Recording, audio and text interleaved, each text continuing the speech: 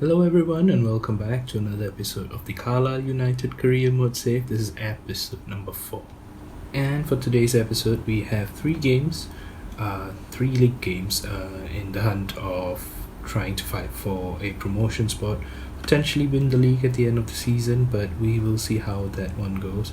So we've got 3 games today against Tranmere Rovers, Bury and Stevenage. And a quick look at the current player stats, the top scorers in the league. We are way off in the fight for a golden boot. Most probably because I constantly change our starting 11 due to the congestion of the fixtures. But we have a decent shout at the clean sheets record, as Colin has a number of clean sheets in the fair few games that he has played. Anyway, we are at the top of the table, and for the first game against Tranmere, I would like to use the backup brigade, the second starting 11, a full rotation squad. So hopefully the lads can maybe prove a point, see if 1 or 2 players are doing very well and we can fit them into the starting 11. And a quick look at the stats earlier. We are the team that has the lowest goals conceded.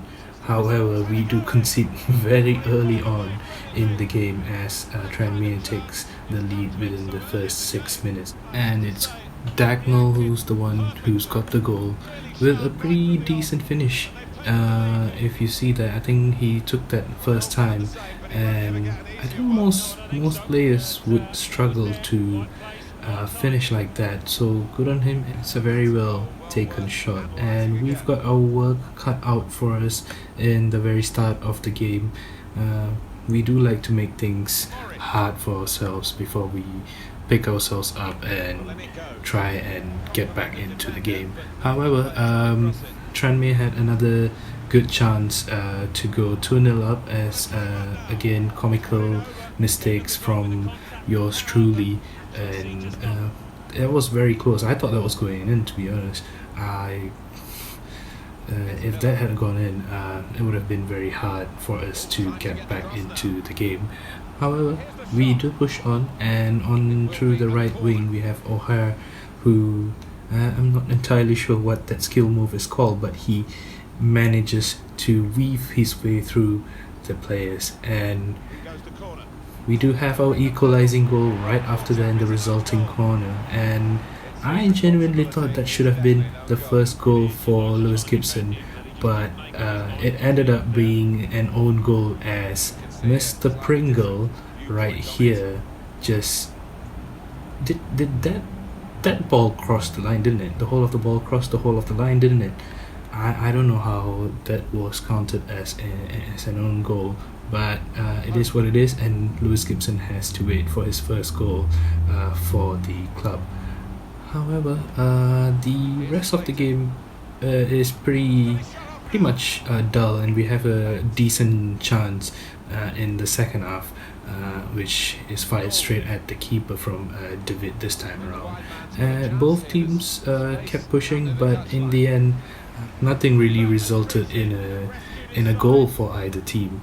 There were a couple of mistakes from my side, and I think a couple of times Tranmere came close, and this one where Lewis Gibson really proves why we should probably sign him in the next season. And the result of that game, the 1-1 draw, we dropped from first to third, and we have to start picking up wins, especially against lower teams that in the lower placings. And just quickly, it's just so hard sometimes to break down defenses in this league. I didn't really have this issue last time around. It's usually relatively easier to break down teams in the lower divisions. However, this season, pretty much all the teams are quite hard to break down. It's proven to be a challenge, but it's a good challenge. which means I would need to also up my game, and we'll be looking to get our next win against Barry here, and we are going to go with our first starting 11, our first usual XI.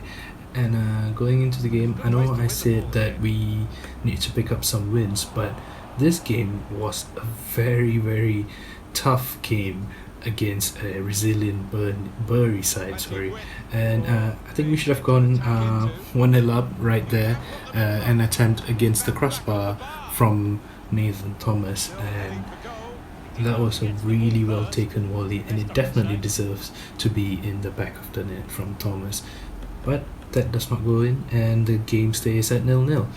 And right before halftime, we have another chance to go in front, and this time around it's Arthur who hits it straight at the keeper. Once again, finishing a little poor from my side, and to be honest, the angle was tight as well. So, well, at least he got the shot on target instead of the usual going wide situation. And in the second half, we have a couple of chances to go in front in the game once again. This is Nathan Thomas, and his shot is saved by the goalkeeper, once again denying us a chance to go in front. And in the resulting corner, the ball recycled right outside, and this time Glendon hits the ball, and it just goes right past the left-hand post, and once again our finishing has to be improved, or we will be the reason for our own downfall. And a quick release from the back from the goalkeeper straight down the left wing, and honestly I probably should have taken the shot first time around, but the resulting first touch just lands to the keeper straight away. And just before the game finishes, I thought that was going in. I thought Bury were clean through and were going to win 1-0 right at the death. But Colin, our number 30, in between the sticks, gets a hand on the ball and puts it over the bar. That's how the game would end, 0-0. Result slightly unfair. Well, if my finishing was much better, maybe we would have won the game. But man of the match would go to Colin for that extraordinary save right at the death of the game. Or we would have been much lower than third place if we lost that game against Bury. And very quickly before we move on to the next game, apologies if you keep hearing some noises around, as I'm recording during daylight this time. I usually do my recordings past midnight, as it's much quieter after 12, but I'm just trying out, see if recording during the daylight makes any difference or makes my life a little easier. So apologies once again. And we have Connor Simpson, the low-knee striker, asking to be started for the next game, and for some reason I have a soft spot for AI players. I know it doesn't really make much of a difference, but when they come knocking, I usually give them the chance to see if they can prove themselves. And right at the start of the game, Simpson has a really good shot which is saved, and in the resulting corner Simpson scores. And maybe, just maybe, my soft spot for all these AI players would pay off, as he gets the first goal of the game, and deservedly we go in front, as we weren't so lucky in the last couple of games. Finishing was quite poor and luck just wasn't our side, so maybe this game is for ours. Luck's on our side, not this one. So as the game progresses, we have a lot more attacking threat when we have our set pieces, well, especially with Connor Simpson being the 6'5" giant that he is. And we also managed to continuously get ourselves some set pieces and corners so that we can put them into good use. And once again we get another corner, and it's that man once again, Connor Simpson. 2 goals in 30 minutes. He is really, really good with his head. It reminds me of Matt Elliott. He played for Leicester City in the 90s, if I'm not mistaken. He scored a fair amount of goals with his head, the centre back, and Connor Simpson has similar traits to him, although he's much taller. He's putting his height to good use as well. So hopefully Simpson becomes more and more of a striker that we can rely on for goals in the coming games. It seems that we grow more and more in confidence, and Stevenage just sort of bow down, settle down, and try to defend. But we were too much, and it's Simpson once again. He had 7 attempts in total in the first half. A really, really good start to life for Simpson in terms of this game anyway. And coming back into the second half, Stevenage do try to claw their way back into the game, and it's once again our number 30, Colin, gets in the way of the shot from the Stevenage striker, and the ball results into a corner. And much later in the game we make some changes, and this guy comes onto the pitch within seconds, makes a couple of step overs and lashes a shot into the right post. It's a shame it didn't go in. It was a really, really good move that probably should have resulted in a goal, but that's how the game would end. 2-0 at the end. Simpson, man of the match, most definitely. What a performance from the young man, and he's definitely going to be getting a lot more starts in future games, proven that he continues his goal scoring form.